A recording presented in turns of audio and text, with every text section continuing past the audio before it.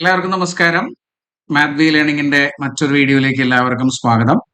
തംബ്നെയിലിൽ കണ്ട പോലെ തന്നെ സ്റ്റാറ്റിസ്റ്റിക്കൽ അസിസ്റ്റന്റ് ഗ്രേഡ് 2 പരീക്ഷയിൽ മാത്തമാറ്റിക്സ് മറ്റ് ബ്രാഞ്ചുകാർക്ക് എങ്ങനെ പഠിക്കാം എന്നുള്ളതാണ് നമ്മൾ ഈ ഒരു വീഡിയോയിൽ പറയാനായിട്ട് ഉദ്ദേശിക്കുന്നത്. അപ്പൊ ഇത് എന്റെ മാത്രം അഭിപ്രായമാണ്. ചിലപ്പോ എതിരഭിപ്രായ ആൾക്കാരുണ്ടാവും. അപ്പൊ അവർക്ക് അവരുടെ രീതിയിൽ പഠിച്ചു പോവുക. ഇത് കണ്ട് ആരും നിങ്ങൾ ഇതുവരെ പഠിച്ചുകൊണ്ടിരിക്കുന്ന രീതികളൊന്നും മാറ്റേണ്ട കാര്യമില്ല.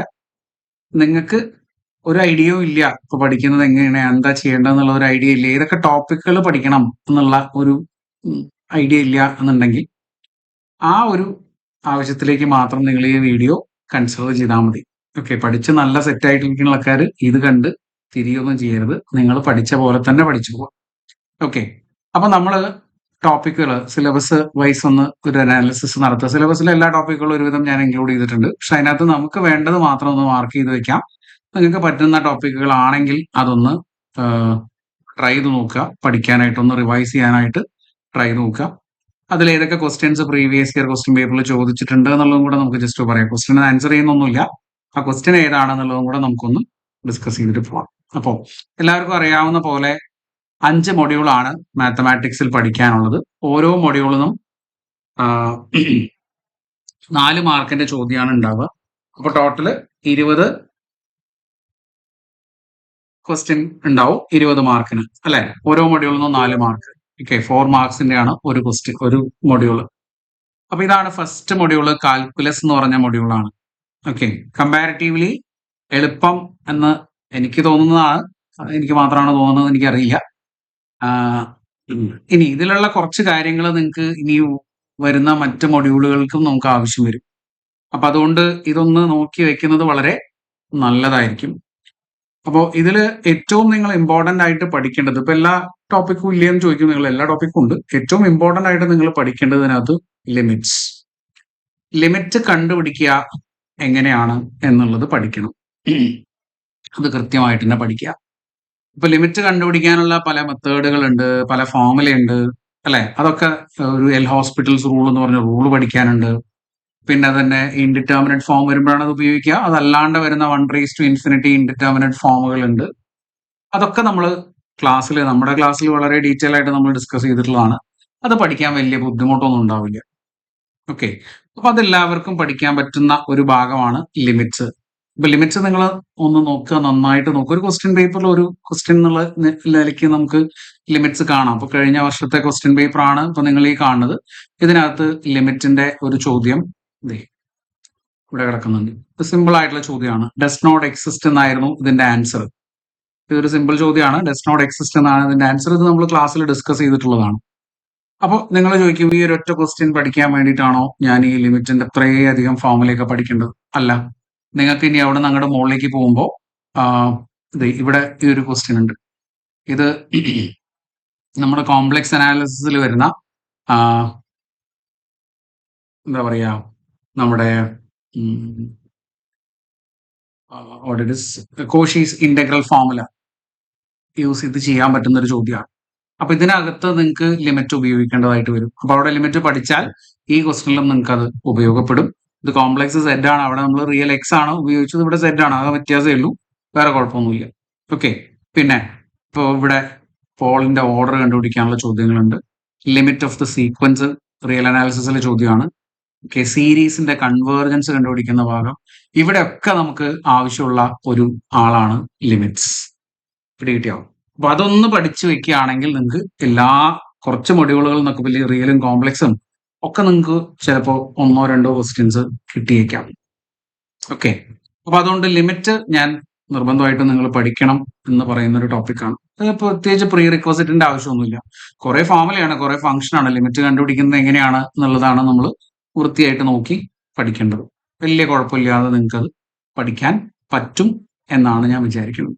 ഓക്കെ, നിങ്ങൾ ട്രൈ ചെയ്ത് നോക്കുക. പിന്നെ ഇതിനകത്ത് മറ്റൊരു ടോപ്പിക് എന്ന് പറഞ്ഞാൽ ഡിഫറൻസിയേഷൻ ആണ്. ഡിഫറൻസിയേഷനും ഇതേപോലെ തന്നെ അത്യാവശ്യം ഫോർമുലയുണ്ട്, ആ ഒരു മെത്തേഡ് ഉണ്ട് കുറച്ച് ഡിഫറൻസിയേഷൻ ചെയ്യാനുള്ള. ആ കാര്യങ്ങൾ പഠിച്ചാൽ നിങ്ങൾക്ക് ഡിഫറൻസിയേഷനിൽ നിന്നും ഒരു ചോദ്യം കിട്ടാനുള്ള സാധ്യതയുണ്ട്. പ്ലസ് അതിന്റെ കൂടെ തന്നെ മറ്റു മൊഡ്യൂളുകൾ വരുമ്പോൾ അതിനകത്തും ഈ പറഞ്ഞ പോലെയുള്ള ക്വസ്റ്റ്യൻസ് വരാനുള്ള. അപ്പോൾ ഹാർമോണിക് ഫംഗ്ഷൻ, ഹാർമോണിക് കോൺജുഗേറ്റ് കണ്ടുപിടിക്കുന്ന ചോദ്യങ്ങൾ. ഇതിനകത്തൊക്കെ പാർഷ്യൽ ഡിഫറൻസിയേഷൻ ആണെങ്കിൽ കൂടെ ആ ഡിഫറൻസിയേഷന്റെ ചെറിയൊരു ഭാഗം അതിനകത്ത് വരുന്നുണ്ട്. ഓക്കെ, അപ്പൊ അത് നിങ്ങൾ ഒന്ന് നോക്കി വെക്കുന്നത് നല്ലതാണ്. ഡിഫറൻസിയേഷൻ പഠിക്കാനായിട്ട് ഒരു ക്വസ്റ്റൻ ഒക്കെ ചിലപ്പോൾ നമുക്ക് കിട്ടിയേക്കാം. പിന്നെ ഇന്റഗ്രൽസ് ആണ്. ഇന്റഗ്രൽസും നിങ്ങൾക്ക് പക്ഷെ ഇന്റഗ്രേഷൻ ഒരു ക്വസ്റ്റ്യൻ ആണ് നമുക്ക് പ്രതീക്ഷിക്കേണ്ടതുള്ളൂ. അത് ഇവിടെ മാത്രമേ ഉണ്ടാവുള്ളൂ. ഇനി ഇവിടെ നിന്ന് അങ്ങോട്ട് പോയി കഴിഞ്ഞാൽ റിയൽ അനാലിസിസിൽ ഒരു ഡബിൾ ഇന്റഗ്രൽ, ട്രിപ്പിൾ ഇന്റഗ്രൽ എന്ന് പറഞ്ഞിട്ടുള്ള ഒരു ഭാഗമുണ്ട്.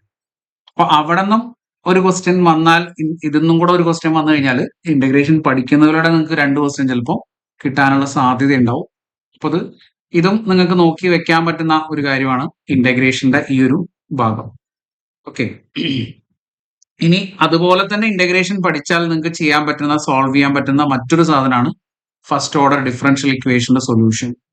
ഡിഫറൻഷ്യൽ ഇക്വേഷൻ സോൾവ് ചെയ്യാൻ നമുക്ക് ഇന്റഗ്രേഷൻ വേണം. അപ്പോൾ ഇവിടെ ലിമിറ്റ്സ് കഴിഞ്ഞാൽ പിന്നെ ഞാൻ പ്രിഫർ ചെയ്യുന്നത് ഇൻഡെഫിനിറ്റ്, ഡെഫിനിറ്റ് ഇന്റഗ്രൽസ് പഠിക്കുക എന്നുള്ളതാണ്. അതിൽ ഇൻഡെഫിനിറ്റ് ഇന്റഗ്രൽ പഠിച്ചു കഴിഞ്ഞാൽ നിങ്ങൾക്ക് ഈ ഫസ്റ്റ് ഓർഡർ ഡിഫറൻഷ്യൽ ഇക്വേഷനും സോൾവ് ചെയ്യാനായിട്ട് പറ്റും. ഫസ്റ്റ് ഓർഡർ ഡിഫറൻഷ്യൽ ഇക്വേഷൻ ഒക്കെ എന്തായാലും ഒരു ക്വസ്റ്റ്യൻ പേപ്പറിൽ ഒരു ക്വസ്റ്റ്യൻ കാണിക്കും, ഒരു ക്വസ്റ്റ്യൻ ഉണ്ടാവും, പ്രതീക്ഷിക്കാം. ഇപ്പൊ ഇതിനകത്ത് ചോദിക്കുന്ന ചോദ്യങ്ങൾ നിങ്ങൾക്ക് ഇപ്പൊ ഏകദേശം ഒരു ഐഡിയ കിട്ടിയിട്ടുണ്ടാവും. ഇപ്പോ കിട്ടാത്ത ആളുകൾ വേണമെങ്കിൽ ഒന്ന് നോട്ട് ചെയ്ത് വെച്ചോളൂ. റിലേഷൻസ് ആൻഡ് ഫംഗ്ഷൻസിൽ നിന്നും ഒരു ചോദ്യം ഉണ്ടാവും, ലിമിറ്റിൽ നിന്നും ഒരു ചോദ്യം നിങ്ങൾക്ക് പ്രതീക്ഷിക്കാം. ഓക്കെ, പിന്നെ ഡിഫറൻസിയേഷനോ അല്ലെങ്കിൽ ഇന്റഗ്രേഷനോ ഇതിൽ നിന്നും ഒരു ചോദ്യം നിങ്ങൾക്ക് പ്രതീക്ഷിക്കാം. ഈ 2 ടോപ്പിക്കിൽ നിന്നും കൂടെ ഡിഫറൻഷ്യൽ ഇക്വേഷന്റെ സൊല്യൂഷൻ ഒരു ക്വസ്റ്റ്യൻ നിങ്ങൾക്ക് പ്രതീക്ഷിക്കാം. അങ്ങനെ ടോട്ടൽ 4 ചോദ്യം ഇങ്ങനെ ആവാനാണ് സാധ്യത. അതിൽ ഡിഫറൻസിയേഷനും ഇന്റഗ്രേഷനും കൂടെ ഒരു ക്വസ്റ്റ്യൻ ആണ് നിങ്ങൾക്ക് പ്രതീക്ഷിക്കാൻ പറ്റുക കേട്ടോ. ഓക്കെ, കിട്ടിയോ? ഞാൻ ക്വസ്റ്റ്യൻ പേപ്പർ കണ്ടിട്ട് പറയുന്നൊന്നുമല്ല, ഞാൻ ഏകദേശം ഒരു ഐഡിയ വെച്ചിട്ട് കഴിഞ്ഞ വർഷത്തെ ക്വസ്റ്റ്യൻ പേപ്പർ ഒക്കെ നോക്കി ഒരു ഐഡിയ വെച്ച് പറയുന്നതാണ്. നിങ്ങൾക്ക് പറ്റുമെങ്കിൽ ഇത് ആക്സെപ്റ്റ് ചെയ്യുക. അപ്പൊ ഈ ഒരു ലെവലിലാണ് ഇപ്പൊ റിലേഷൻസ് ആൻഡ് ഫംഗ്ഷൻസ് ഒരു വലിയൊരു ടോപ്പിക്കാണ്.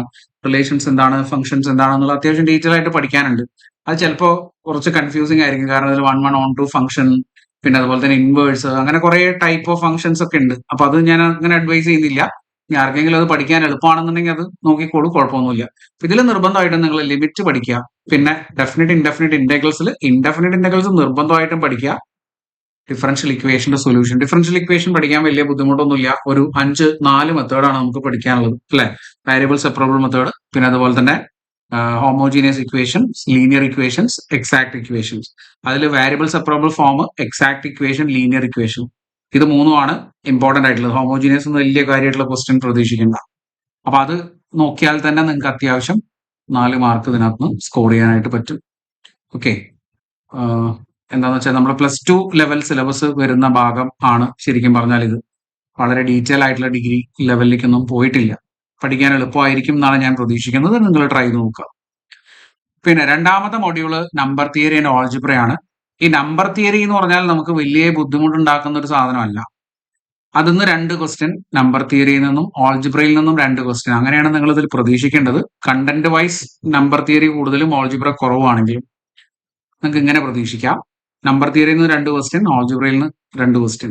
ഓക്കെ, ഓൾജിബ്ര പഠിക്കുക എന്ന് പറഞ്ഞാൽ പ്യുവർ മാത്തമാറ്റിക്സ് ആണ്. കുറച്ച് ബുദ്ധിമുട്ടായിരിക്കും ചിലപ്പോൾ. ഗ്രൂപ്പ്, അതിന്റെ പ്രോപ്പർട്ടീസ്, പിന്നെ സൈക്ലിക് ഗ്രൂപ്പ്, അതിന്റെ പ്രോപ്പർട്ടീസ്, പെർമ്യൂട്ടേഷൻ ഗ്രൂപ്പ്, അതിന്റെ പ്രോപ്പർട്ടീസ്, ഇതൊക്കെ പഠിക്കുക എന്ന് പറഞ്ഞാൽ ചിലപ്പോൾ കുറച്ച് പ്രയാസം ഉണ്ടാവും. മറ്റ് ബ്രാഞ്ചുകാരുടെ കാര്യമായിട്ടാണ് നമ്മൾ ഡിസ്കസ് ചെയ്തുകൊണ്ടിരിക്കണേ. മാത്സ് പഠിച്ച ആൾക്കാർക്ക് ഇതൊന്നും പ്രയാസം ഉണ്ടാവില്ല, അവർക്ക് ഇതൊക്കെ എളുപ്പമായിരിക്കും. അപ്പൊ ഇതിനകത്ത് നിങ്ങൾക്ക് പഠിക്കാൻ പറ്റുന്ന കാര്യം നമ്പർ തിയറിയാണ്. നമ്പർ തിയറിയിൽ നിങ്ങൾ ഈ GCD, LCM ഇതൊക്കെ എല്ലാവർക്കും അറിയാവുന്ന കാര്യമാണ്. അതായത് HCFും LCM, ലസാഗു, ഉസാഗ, ഇതൊന്നും ഒരു ചോദ്യം കഴിഞ്ഞ തവണത്തെ ക്വസ്റ്റ്യൻ പേപ്പറിൽ നിങ്ങൾക്ക് കാണാം. ഇതേ ഈ കാണുന്നതാണ് ക്വസ്റ്റ്യൻ. GCD കണ്ടുപിടിക്കാൻ, HCF കണ്ടുപിടിക്കാനുള്ള ചോദ്യമാണ്, ഉസാഗ കണ്ടുപിടിക്കാനുള്ള ചോദ്യമാണ്. അപ്പൊ ഇവിടെ ഇത് വലിയ നമ്പർ അല്ലേ, ഞങ്ങൾ എങ്ങനെ ഉസാഗ കണ്ടുപിടിക്കും ചോദിച്ചാൽ ഈ താഴെ കാണുന്ന നമ്പറുകൾ കൊണ്ട് ഏത് നമ്പർ കൊണ്ടാണ് നമ്മൾ ഈ 2 നമ്പറുകളെയും ഡിവൈഡ് ചെയ്യാൻ പറ്റുക നോക്കിയാൽ മതി. അങ്ങനെ ഡിവൈഡ് ചെയ്യാൻ പറ്റുന്ന നമ്പറുകളിൽ ഏറ്റവും വലുതിനെയാണ് നിങ്ങൾ എടുക്കേണ്ടത്. ഓക്കെ, ഇപ്പൊ 9ന്റെയും 6ന്റെയും ഒക്കെ ഡിവിസിബിലിറ്റി നമുക്ക് അറിയാം. 13ന്റെയും 17ന്റെയും ഡിവിസിബിലിറ്റി നമുക്ക് കണ്ടുപിടിക്കാൻ അറിയില്ലെങ്കിൽ നമ്മൾ ഡിവൈഡ് ചെയ്ത് നോക്കുക. അതിൽ ഏതാണ് സാറ്റിസ്ഫൈ എന്ന് വെച്ചാൽ അതിനനുസരിച്ച് നിങ്ങൾക്ക് ഇതിന്റെ ആൻസർ പറയാം. അപ്പൊ GCD, LCM എന്നൊക്കെ പറയുന്നത് വളരെ ബേസിക് ആയിട്ടുള്ള ടോപ്പിക്കാണ്. പ്രൈം ഫാക്ടറൈസേഷൻ, അതൊക്കെ വളരെ ബേസിക് ആയിട്ടുള്ള ടോപ്പിക് ആയതുകൊണ്ട് അതും നിങ്ങൾക്ക് പഠിക്കാൻ പറ്റും. അത് ഏത് ബ്രാഞ്ചുകാർക്കും പഠിക്കാൻ പറ്റുന്നതാണ്. LCMും HCF ഒക്കെ നിങ്ങൾ ജനറൽ PSC ഒക്കെ പഠിച്ചിട്ടുള്ള ആളുകളാണെങ്കിൽ ഓക്കെ, അതൊന്ന് നോക്കാവുന്നതാണ്. പിന്നെ ഓയിലർ ടോഷ്യൻ ഫംഗ്ഷൻ, ഇത് 1-2 ഫോർമുല മാത്രമാണ് നിങ്ങൾക്ക് ഇതിനകത്ത് പഠിക്കാനുള്ളത്. ഒരു നമ്പറിന്റെ ഓയിലർ ടോഷ്യൻ ഫംഗ്ഷൻ എന്താണെന്ന് കണ്ടുപിടിക്കാനുള്ള ഡയറക്റ്റ് ക്വസ്റ്റ്യൻ PSC ഇതിനു മുമ്പ് ചോദിച്ചിട്ടുണ്ട്. അപ്പൊ അത് നിങ്ങൾക്കൊന്ന് നോക്കി വെക്കാവുന്നതാണ്. ഇനി ഓയിലറ്റോഷൻ ഫംഗ്ഷൻ കണ്ടുപിടിക്കാൻ പഠിച്ചാൽ നിങ്ങൾക്ക് സൈക്ലിക് ഗ്രൂപ്പിന്റെ ജനറേറ്റേഴ്സ് ഏതൊക്കെയാണെന്നുള്ളത് കണ്ടുപിടിക്കാനും പഠിക്കാട്ടോ. പക്ഷെ അത് ഞാൻ അഡ്വൈസ് ചെയ്യുന്നില്ല. കാരണം ഗ്രൂപ്പ് ഒക്കെ പഠിക്കുക എന്ന് പറഞ്ഞാൽ കുറച്ച് പ്രയാസമുള്ള കാര്യമായിരിക്കും. അപ്പൊ ഈ രണ്ട് കാര്യങ്ങൾ നിങ്ങൾക്ക് ഇതിനകത്ത് പഠിക്കാം. ചാൻസ് ഉണ്ട് ഒരു ക്വസ്റ്റ്യൻ ഒക്കെ കിട്ടാനായിട്ട്. LCM, HCF, അതുപോലെ തന്നെ ഓയിലേഴ്സ് ടോർഷൻ ഫംഗ്ഷൻ. പിന്നെ ഇതിനകത്ത് വരുന്നത് ഫെർമാറ്റ്സ് തിയറം ആണ്. ലിറ്റിൽ ഫെർമാറ്റ്സ് തിയറം പിന്നെ യൂക്ലിഡ്സ് തിയറം ആണ് നമുക്ക് പഠിക്കാനുള്ളത്. ട്രൈ ചെയ്ത് നോക്കാം. ലീനിയർ കോൺഗ്രൻസ് ബേസ് ചെയ്തിട്ടുള്ള ഒരു തിയറമാണ് ഫെർമാറ്റ്സ് തിയറം എന്ന് പറയുന്നത്. വലിയ ബുദ്ധിമുട്ടൊന്നും ഇല്ലാണ്ട് പഠിക്കാൻ പറ്റും എന്നാണ് ഞാൻ വിചാരിക്കുന്നത്. അഡ്വൈസിബിൾ ആണോ എന്ന് ചോദിച്ചാൽ ഒന്ന് ട്രൈ ചെയ്ത് നോക്കുക. നിങ്ങൾ പറ്റുമെങ്കിൽ ഒന്ന് ശ്രമിച്ചാൽ നടക്കും എന്നുള്ളതാണ്. എല്ലാം കൊണ്ട് ഒഴിവാക്കാൻ നമുക്ക് പറ്റില്ലല്ലോ. അതുപോലെ തന്നെ ലീനിയർ കോൺഫറൻസിന്റെ ഇതിന്റെ സൊല്യൂഷൻ കണ്ടുപിടിക്കാനുള്ള ചോദ്യമാണ് ഉണ്ടാവുക. മെയിൻ ആയിട്ട് ഒരു ലീനിയർ കോൺഫറൻസ് വന്നിട്ട് ഇതിന് എത്ര സൊല്യൂഷൻസ് ഉണ്ടാവും എന്ന് കണ്ടുപിടിക്കാനുള്ള ചോദ്യമാണ് ഉണ്ടാവുക. അതൊന്നും ഒരുപാട് വലിയ മാത്തമാറ്റിക്കൽ പ്രോസസ് ഒന്നും നിങ്ങൾ ചെയ്യേണ്ട കാര്യമില്ല അല്ലെ. ഭയങ്കര കൺസെപ്റ്റ് ഒന്നും വേണ്ട. ഡിവിസിബിലിറ്റി മാത്രം അറിഞ്ഞാൽ മതി. നമുക്ക് ഒരു നമ്പറിനെ വേറെ നമ്പർ കൊണ്ട് ഡിവൈഡ് ചെയ്യാൻ പറ്റുമോ, അതിന്റെ GCD എന്താണ്, അത് റിലേറ്റീവ്ലി പ്രൈം ആണോ എന്നുള്ള കാര്യങ്ങളൊക്കെ ഒന്ന് മനസ്സിലാക്കി വെച്ച് കഴിഞ്ഞാൽ ചെയ്യാൻ പറ്റുന്നതാണ് കോൺഫറൻസിന്റെ ക്വസ്റ്റ്യൻസ്. ഓക്കെ, അപ്പൊ അത് നോക്കിയാൽ മേ ബി അതൊന്നും ഒരു ക്വസ്റ്റ്യൻ കിട്ടാം. ഇതും ലിറ്റിൽ ഫെർമാറ്റ്സ് തിയറവും കോൺഫറൻസും അത് രണ്ടും കൂടെ കണക്ട് ചെയ്തിട്ടുള്ള ചോദ്യമായിരിക്കും ഉണ്ടാവുക. ഓക്കെ, അപ്പൊ ഈ ഒരു മൊഡ്യൂളിൽ നിന്ന് നിങ്ങൾ LCM, HCF, പിന്നെ അതുപോലെ ഓയിലർ ടോർഷൻ ഫംഗ്ഷൻ ഇത് നിർബന്ധമായിട്ടും പഠിച്ചിരിക്കുക. പിന്നെ കോൺഫറൻസ്, ഫെർമാറ്റ്സ് തിയറം പഠിക്കാനായിട്ട് ട്രൈ ചെയ്ത് നോക്കുക. ഓക്കെ, ഡിവിസിബിലിറ്റിയുടെ ക്വസ്റ്റ്യൻ ഉണ്ടാവില്ല എന്ന് നമുക്ക് വിചാരിക്കാം. ചെറിയ ക്വസ്റ്റ്യൻ ആയതുകൊണ്ട് പറയാൻ പറ്റില്ല. ഡിവിസിബിലിറ്റി നമ്മൾ ജനറൽ PSC പരീക്ഷയ്ക്ക് 12 വരെയുള്ള നമ്പേഴ്സിന്റെ ഡിവിസിബിലിറ്റി പഠിക്കുന്നതാണ് അല്ലെ. ഡിവൈഡ് ചെയ്യാൻ പറ്റുമോ നോക്കാനായിട്ടുള്ള ആ ഒരു പ്രോസസ് ഒക്കെ നിങ്ങൾ പഠിക്കുന്നതാണ്. പറ്റുമെങ്കിൽ ട്രൈ ചെയ്ത് നോക്കുക കേട്ടോ. അപ്പൊ ഇതാണ് രണ്ടാമത്തെ മൊഡ്യൂൾ നമ്പർ തിയറി ആൻഡ് ആൾജിബ്രയിൽ. ആൾജിബ്ര നമ്മളിവിടെ കംപ്ലീറ്റ് ആയിട്ട് ഒഴിവാക്കിയിട്ടുണ്ട്. ഇനി ചില ആളുകൾ ഉണ്ടാവും ആൾജിബ്ര വായിച്ച് നോക്കിയിട്ട് എനിക്ക് മനസ്സിലായി, എളുപ്പമാണ് പഠിക്കാൻ, വലിയ കുഴപ്പമില്ല, പഠിച്ചോളൂ, നോ പ്രോബ്ലം. പഠിക്കാൻ പറ്റാത്ത ആളുകൾ, ഇനി എന്ത് പഠിക്കണം എന്നറിയുന്ന ആളുകൾക്ക് വേണ്ടിയിട്ടുള്ള ക്ലാസ് ആണ് നമ്മളിപ്പോൾ പറഞ്ഞുകൊണ്ടിരിക്കുന്നത് അല്ലെ. അവരുടെ ടോപ്പിക്കാണ് നമ്മൾ പറഞ്ഞുകൊണ്ടിരിക്കുന്നത്. പിന്നെ നോക്കൂ, നെക്സ്റ്റ് മൊഡ്യൂൾ, മൂന്നാമത്തെ മൊഡ്യൂൾ ലീനിയർ ആൾജിബ്രയാണ്. ലീനിയർ ആൾജിബ്ര 4 മാർക്കിന്റെ ചോദ്യമാണ്. മെട്രിക്സ്, ലീനിയർ ആൾജിബ്ര, അവിടെ നിന്ന് അങ്ങോട്ട് വെക്ടർ സ്പേസ്, ലീനിയർ ട്രാൻസ്ഫോർമേഷൻസ് ഒക്കെയാണ് ഇതിനകത്ത് ഉള്ളത്. ഇത് പക്ഷേ എൻ്റെ ഒരു ഞാൻ കുറെ ഈ അതർ ബ്രാഞ്ചുകാരോട് സംസാരിച്ച ഒരു അനുഭവത്തിൽ പറയുകയാണ്, അവർക്ക് ഇത് പഠിക്കാൻ എളുപ്പമാണ്. മെട്രിക്സ് ഒക്കെ വലിയ ബുദ്ധിമുട്ടില്ലാണ്ട് പഠിക്കാനായിട്ട് പറ്റും. പക്ഷെ ഒരുപാട് സമയം എടുക്കുന്നുണ്ട് ഇത് ചെയ്തു പോകാനായിട്ട്. ക്വസ്റ്റ്യൻസ് ഇതിനകത്ത് ചെയ്തു പോകാനായിട്ട് ഒരുപാട് ടൈം കൺസ്യൂമിംഗ് ആണ്. മെട്രിക്സിന്റെ ക്വസ്റ്റ്യൻ വന്നാലും ഡിറ്റർമിനന്റ് ക്വസ്റ്റ്യൻ ഒക്കെ വന്നാലും ഒരുപാട് ടൈം കൺസ്യൂമിംഗ് ആണ് എന്ന് പറയാറുണ്ട്. അപ്പൊ അത് അങ്ങനെ ഒരു പ്രശ്നം ഉണ്ടെങ്കിൽ നിങ്ങൾ പഠിച്ചു കഴിഞ്ഞിട്ട് ലാസ്റ്റ് മീൻസ് എക്സാം എഴുതി കഴിഞ്ഞിട്ട് ഏറ്റവും അവസാനം ചെയ്യേണ്ട ഒരു ഭാഗമാണ് ശരിക്കും പറഞ്ഞാൽ ലീനിയർ ആൾജിബ്ര എന്ന് പറഞ്ഞാൽ. നമ്മൾ ഒരുപാട് സമയം കളയുന്ന ഒരു ഭാഗം തന്നെയാണ് ശരിക്കും. നമുക്ക് അറിയുണ്ടാവും, പക്ഷെ ചിലപ്പോൾ സ്പീഡ് കിട്ടാത്തതിന്റെ കുഴപ്പങ്ങളൊക്കെ ഉണ്ടാവും. ഒരു നമ്പറൊക്കെ തെറ്റി കഴിഞ്ഞാൽ ആൻസർ ചിലപ്പോൾ കംപ്ലീറ്റ് ആയിട്ട് തെറ്റാനുള്ള സാധ്യതയുണ്ട്. അപ്പൊ അതുകൊണ്ട് ഇത് സൂക്ഷിച്ചു വേണം കൈകാര്യം ചെയ്യാൻ. ഇതിനകത്ത് ഡിറ്റർമിനന്റിൽ നിന്ന് ഒരു ക്വസ്റ്റ്യൻ നിങ്ങൾക്ക് പ്രതീക്ഷിക്കാം. പിന്നെ അതുപോലെ ലീനിയർ ഇക്വേഷൻസ് എന്ന് പറഞ്ഞാൽ solution, infinite number of solutions, unique number of solutions, no solutions, അങ്ങനെയുള്ള കാറ്റഗറിയിൽ വരുന്ന ടൈപ്പ് ക്വസ്റ്റ്യൻസ് ആണ് ലീനിയർ ഇക്വേഷൻസ് ബേസ് ചെയ്തിട്ടുള്ള ചോദ്യങ്ങൾ വരിക. അത് നിങ്ങൾക്ക് റാങ്ക് കണ്ടുപിടിക്കാൻ, മെട്രിക്സിന്റെ റാങ്ക് കണ്ടുപിടിക്കാൻ അറിയാമെങ്കിൽ വലിയ കുഴപ്പമില്ലാണ്ട് ചെയ്യാൻ പറ്റും. പക്ഷെ ഞാൻ പറഞ്ഞില്ലേ, ടൈം കൺസ്യൂമിംഗ് ആണ്. അതിന്റെ ഒരു ചെറിയ ബുദ്ധിമുട്ട് അതിന് ഉണ്ടാവും. പിന്നെ ലീനിയർ ട്രാൻസ്ഫോർമേഷൻ ഒക്കെ കൺസെപ്റ്റ് അറിയാമെങ്കിൽ മാത്രമേ നമുക്ക് ചെയ്യാൻ പറ്റുള്ളൂ. കുറച്ച് ലെങ്തി ആയിട്ടുള്ള പ്രോബ്ലംസ് ഒക്കെ ലീനിയർ ട്രാൻസ്ഫോർമേഷനിലുണ്ട്. പക്ഷെ എളുപ്പം പഠിച്ച ആളുകൾക്ക് വളരെ എളുപ്പമാണ് അല്ലെ. മാത്സ് പഠിച്ച ഓൾറെഡി മാത്സ് ബാക്ക്ഗ്രൗണ്ടിലുള്ള ആളുകൾക്ക് വലിയ ബുദ്ധിമുട്ടൊന്നുമില്ല, ലീനിയർ ട്രാൻസ്ഫോർമേഷൻ ചെയ്യാനായിട്ട് പറ്റും. ഓക്കെ, അപ്പൊ പിന്നെ ഈ ഒരു ഡയഗണലൈസേഷന്റെ ഒരു ഭാഗം, അത് eigen values, eigen vectors, characteristic equation, അതിന്റെ ക്യാരക്ടറിസ്റ്റിക് വാല്യൂസ്, ഇതൊക്കെയാണ് ഇതിനകത്ത് മേജർ ആയിട്ടുള്ള ചോദ്യങ്ങൾ വരാൻ സാധ്യതയുള്ള ഭാഗം. അപ്പൊ ഇത് മൊത്തത്തിൽ പഠിക്കാൻ പറ്റുന്ന ആളുകൾ ഉണ്ടാവും. അപ്പൊ അവർക്ക് പറ്റുമെങ്കിൽ ഇത് മുഴുവനായിട്ട് പഠിക്കാൻ ശ്രമിക്കുകയാണ് കുറച്ച് നല്ലത്. പക്ഷെ എന്താണെന്ന് വെച്ചാൽ ഒരുപാട് ക്വസ്റ്റ്യൻസ് നമ്മൾ പ്രാക്ടീസ് ചെയ്യേണ്ടതായിട്ട് വരും. ഓക്കെ, അപ്പോൾ ഇത് ഞാൻ മുഴുവനായിട്ടും അഡ്വൈസ് ചെയ്യുന്നു നിങ്ങൾക്ക് പഠിക്കാൻ വേണ്ടിയിട്ട്.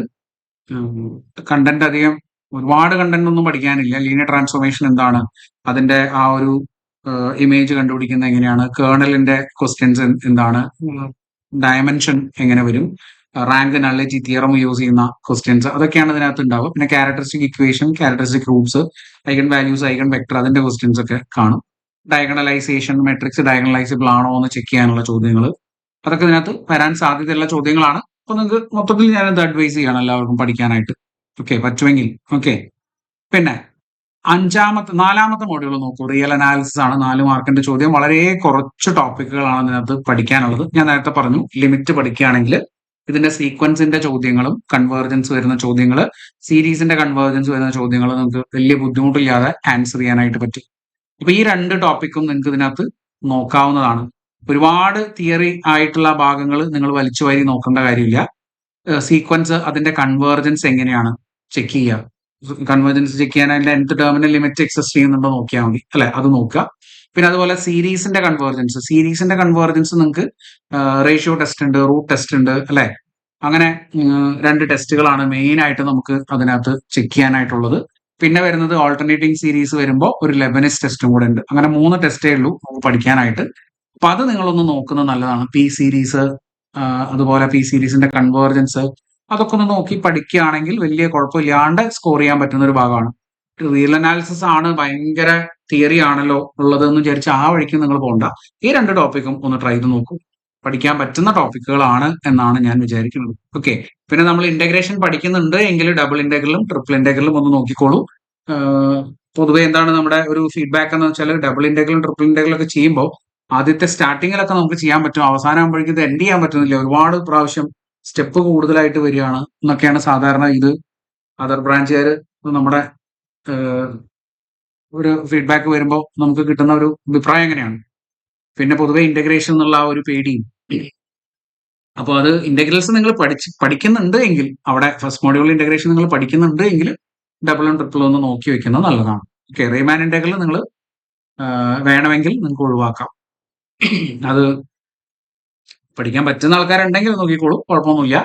അതിനകത്ത് പാർട്ടീഷൻ വെച്ചിട്ടുള്ള ലോവർ ഇന്റഗ്രലും അപ്പർ ഇന്റഗ്രലിന്റെ ക്വസ്റ്റ്യൻസ് അതൊക്കെയാണ് ഇതിനകത്ത് ഉണ്ടാവുക. പിന്നെ റീമാൻ ഇന്റഗ്രലിന്റെ സ്ഥിരം ചോദ്യം ഒരു പ്രോപ്പർട്ടി വരുന്നൊരു ക്വസ്റ്റ്യൻ ഉണ്ട്. മോഡുലസ് ഫംഗ്ഷൻ ഇന്റഗ്രബിൾ ആണെങ്കിൽ ഫംഗ്ഷൻ ഇന്റഗ്രബിൾ ആണോ എന്നൊക്കെ പറഞ്ഞിട്ടുള്ള ഒരു കണ്ടീഷൻ വരുന്ന ചോദ്യമുണ്ട്. അത് സ്ഥിരം ക്വസ്റ്റ്യൻ പേപ്പറിൽ, PSC ക്വസ്റ്റ്യൻ പേപ്പറിലുള്ള സ്ഥിരം ചോദ്യമാണ്. പ്രോപ്പർട്ടീസ് ഓഫ് റീമാൻ ഇന്റഗ്രൽസ് എന്ന് പറഞ്ഞ ഭാഗം നിങ്ങൾ സെർച്ച് ചെയ്ത് നോക്കിക്കഴിഞ്ഞാൽ അതിനകത്ത് അത് കാണാം. അപ്പൊ അത് കാണാതെ പഠിച്ചു വെക്കാൻ പറ്റുന്ന പോലത്തെ ഒരു ക്വസ്റ്റ്യൻ ആണ്. പക്ഷെ പറ്റുമെങ്കിൽ മാത്രം റീമാൻ ഇന്റഗ്രലിന്റെ ഭാഗത്തേക്ക് നിങ്ങൾ പോയാൽ മതി. അല്ലെങ്കിൽ സീക്വൻസും സീരീസും നല്ല വൃത്തിയായിട്ട് തന്നെ പഠിക്കാനായിട്ട് ശ്രമിക്കുക. ഓക്കെ, ഒരുപാട് പ്രീ റിക്വസിറ്റ് കൺസെപ്റ്റുകളൊന്നും വേണ്ട ഭാഗമല്ല ഇത്. Okay, right. അപ്പോൾ ലിമിറ്റ് ഒക്കെ പഠിക്കണം. ലിമിറ്റ് പഠിക്കാതെ നിങ്ങൾക്ക് സീക്വൻസും സീരീസും പഠിക്കാൻ പറ്റില്ല. ഓക്കെ, ചെയ്യാൻ പറ്റില്ല, ക്വസ്റ്റ്യൻസ് ഒന്നും ചെയ്യാൻ പറ്റില്ല. അപ്പൊ ലിമിറ്റ് നിങ്ങൾ വൃത്തിയായിട്ട് നോക്കിയിട്ടുണ്ടെന്നുണ്ടെങ്കിൽ ഇതും കൂടെ നിങ്ങൾക്ക് നോക്കാവുന്നതാണ്. പിന്നെ വരുന്ന 5ാമത്തെ മൊഡ്യൂളാണ് കോംപ്ലക്സ് അനാലിസിസ്. 4 മാർക്കിന്റെ ചോദ്യമാണ് ഉണ്ടാവുക. ഇതിൽ മേജർ ആയിട്ട് ഞാനിപ്പോൾ ലിസ്റ്റ് ചെയ്തിരിക്കുന്ന 4 ടോപ്പിക് ഇന്നായിരിക്കും 4 ക്വസ്റ്റ്യൻ ഉണ്ടാവുക. ഒന്ന് കോംപ്ലക്സ് നമ്പേഴ്സിൽ നിന്നുള്ള ബേസിക് ആയിട്ടുള്ള +1 +2 ടെക്സ്റ്റ് ബുക്കുകളിൽ വരുന്ന ഒരു കോംപ്ലക്സ് നമ്പേഴ്സ് ബേസ് ചെയ്തിട്ടുള്ള ഒരു ചോദ്യം ഉണ്ടാവും. പിന്നെ അനലിറ്റിക് ഫംഗ്ഷനും harmonic function, harmonic conjugate base ചെയ്തിട്ടുള്ള ഒരു ചോദ്യം ഉണ്ടാവും. Power series, singularity, Laurent series expansion അത് ബേസ് ചെയ്തിട്ടുള്ള ഒരു ചോദ്യം ഉണ്ടാവും. Cauchy's integral formula, Cauchy's integral theorem base ചെയ്തിട്ടുള്ള ഒരു ചോദ്യം നിങ്ങൾക്ക് പ്രതീക്ഷിക്കാം. അപ്പൊ ഇതില് അത്യാവശ്യം എല്ലാം നിങ്ങൾക്ക് പഠിക്കാൻ പറ്റുന്ന, ലീനിയർ ആൾജിബ്ര പറഞ്ഞ പോലെ തന്നെ ഇത് വലിയ കുഴപ്പമില്ലാണ്ട് പഠിക്കാൻ പറ്റുന്ന ഒരു ഭാഗമാണ് എന്നാണ് ഞാൻ മനസ്സിലാക്കുന്നത്. നിങ്ങൾക്ക് അഭിപ്രായങ്ങൾ വ്യത്യാസം ഉണ്ടാവും. അപ്പൊ നിങ്ങൾ അതിനനുസരിച്ച് നിങ്ങൾക്ക് ഇത് പഠിക്കാൻ പറ്റുന്നുണ്ടെങ്കിൽ ട്രൈ ചെയ്ത് നോക്കുക. പഠിക്കുകയാണെങ്കിൽ നിങ്ങൾ ഇതെല്ലാം പഠിച്ചാൽ 4 മാർക്ക് നിങ്ങൾക്ക് സ്കോർ ചെയ്യാനായിട്ട് പറ്റുന്ന, ഒരുപാട് കോംപ്ലിക്കേഷൻസ് ഒന്നും ഇല്ലാത്ത ഒരു മൊഡ്യൂളാണ്. ഇത് ഇന്റഗ്രേഷൻ ആണെങ്കിൽ കൂടി ഇന്റഗ്രേഷൻ ഒന്നും ഉപയോഗിക്കേണ്ട നിങ്ങളിവിടെ ഇത് ചെയ്യാനായിട്ട്. കോഷീസ് ഇന്റഗ്രൽ ഫോർമുല എന്ന് പറഞ്ഞാൽ ഒരു ലിമിറ്റ് ഫോർമുലയാണ്. ആ ഫോർമുല പഠിച്ചിട്ട് ലിമിറ്റ് നിങ്ങൾക്ക് അറിയാമെങ്കിൽ ഈസി ആയിട്ട് ക്വസ്റ്റ്യൻസിന്റെ ആൻസർ കിട്ടും ഇതിൽ. പിന്നെ ലോറന്റ് സീരീസ് എക്സ്പാൻഷൻ അത് കുറച്ച് ടഫായിട്ടുള്ള ക്വസ്റ്റ്യൻസ് ഉണ്ട്, അത് നിങ്ങൾ നോക്കി വേണം പഠിക്കാനായിട്ട്. സിംഗുലാരിറ്റീസും വലിയ പ്രയാസം ഉണ്ടാവില്ല. Removable singularity, pole, essential singularity, അതിൻ്റെയൊക്കെ ക്രൈറ്റീരിയാസ് ഉണ്ട്. പഠിക്കുകയാണെങ്കിൽ ലിമിറ്റ് യൂസ് ചെയ്തിട്ട് അതിന്റെ ആൻസർ നിങ്ങൾക്ക് കണ്ടുപിടിക്കാനായിട്ട് പറ്റും. Harmonic function, partial differential equation, അതുപോലെ കോഷി-റൈമാൻ ഇക്വേഷൻ യൂസ് ചെയ്തിട്ടാണ് നമ്മളത് ഹാർമോണിക് ഫംഗ്ഷൻ, ഹാർമോണിക് കോൺജുഗേറ്റ് ഇതൊക്കെ കണ്ടുപിടിക്കുന്നത്. അഡ്വൈസിബിൾ ആണ്, പഠിക്കാൻ വലിയ പ്രയാസമുള്ള ഒരു ഭാഗമല്ല. ഇത് മൊത്തത്തിൽ പഠിക്കുകയാണ് കുറച്ച് എൻ്റെ ഒരു അഭിപ്രായത്തിൽ നല്ലത്. പറ്റുമെങ്കിൽ ട്രൈ ചെയ്ത് നോക്കുക. വലിയ കോംപ്ലിക്കേഷൻസ് ഇല്ലാത്ത ഭാഗങ്ങളാണ് ഞാൻ ഈ പറയുന്നത് കേട്ടോ. ഓക്കെ, ഒരുപാട് കോംപ്ലിക്കേഷൻസ് ഇല്ലാത്ത ഭയങ്കര വലിയ കൺസെപ്റ്റുകൾ ക്വസ്റ്റ്യൻസ് ആയിട്ട് ചോദിക്കാത്ത ഭാഗങ്ങളാണ് നമ്മൾ അഡ്വൈസിബിൾ ആയിട്ട് നിങ്ങളോട് പഠിക്കാനായിട്ട് പറയുന്നത്. ഓക്കെ, അപ്പൊ ഇത് ട്രൈ ചെയ്ത് നോക്കുക. ഇത്രയും 5 മൊഡ്യൂളുകളിൽ ഇതൊക്കെയാണ് നമ്മൾ ഈ പറഞ്ഞ ഇമ്പോർട്ടന്റ് ആയിട്ടുള്ള ടോപ്പിക്കുകൾ. ഇപ്പൊ നമ്മൾ ഈ പറഞ്ഞത് ഇമ്പോർട്ടന്റ് ആയിട്ടുള്ള ടോപ്പിക്കുകളാണ്. ഇതിനകത്ത് അതർ ബ്രാഞ്ചുകാർ പഠിക്കേണ്ടത് നിർബന്ധമായിട്ടും പഠിക്കണം എന്ന് ഞാൻ പറയുന്ന കുറച്ച് ടോപ്പിക്കുകളാണ് ഇപ്പൊ ഞാനിവിടെ മാർക്ക് ചെയ്ത് വെച്ചിട്ടുള്ളത്. അപ്പൊ അത് നിങ്ങളൊന്ന് നോക്കി വെക്കുക, ട്രൈ നോക്കി വെക്കുക കേട്ടോ. അപ്പോ അതിനനുസരിച്ച് നിങ്ങൾക്ക് പഠിത്തം നിങ്ങളുടെ മുന്നോട്ട് കൊണ്ടുപോകാം. ചിലപ്പോ ഇതൊന്നും ഞാൻ പഠിച്ചിട്ടില്ല എന്നുള്ള അഭിപ്രായമുള്ള ആളുകൾ ഉണ്ടെങ്കിൽ ഇനി നിങ്ങൾക്ക് എന്ത് പഠിക്കാൻ പറ്റും ഇതിൽ എന്ന് നോക്കിയിട്ട് അത് മാത്രം നിങ്ങൾ പഠിച്ച് പോകാനായിട്ട് ശ്രമിക്കുക. ഓക്കെ, മാത്സ് പഠിച്ചിട്ടില്ലാത്തത് കൊണ്ട് മാത്സ് ഒഴിവാക്കണം എന്ന് നിർബന്ധമൊന്നുമില്ല. മാത്സ് പഠിച്ചാലും ഇല്ലെങ്കിലും മാത്സിലെ ക്വസ്റ്റ്യൻസ് ആൻസർ അറിയാമെങ്കിൽ നമുക്ക് എഴുതാലോ.